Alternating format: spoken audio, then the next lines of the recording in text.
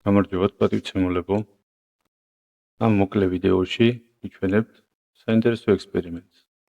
ჩვეულებრივი საავტომობილო 12 ვოლტიანი და იდეაში 25 ვატიანი ნატურა შევერთეთ ჩვენს მუდმივ აკუმულატორზე. კვების ბლოკზე, რომელზეც შესაძლებელია ძაბვის და დენის ძალის რეგულირება. როგორც ჩანს ვიდეოდან 22 ვოლტზე ავწიეთ უკვე ძაბვა. მოხმარება დაახლოებით 13-14 ვატია და მეტი არა. თუმცა მის მიზეზი არ ვიცი, ვერ მივხვდი.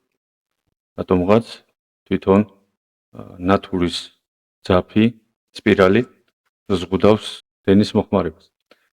27 ვოლტზე ავიდა უკვე ძაბვა და მიუხედავად ორჯერადი გადამეტებისა, სამუშაო ძაბვის აგერ ხედავთ ძალიან კაშკაშაა უკვე ნატურა, მაგრამ მუშაობს 27 ვოლტზე და 0.7 ამპერზე.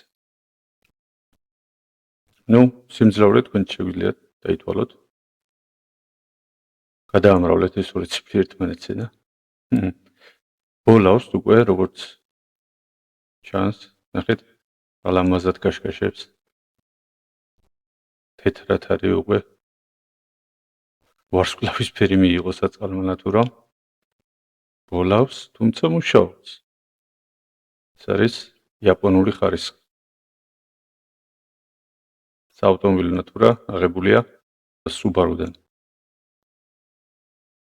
გამოვთოთ ცოდვა, მეტი აღარ ვაწვალოთ.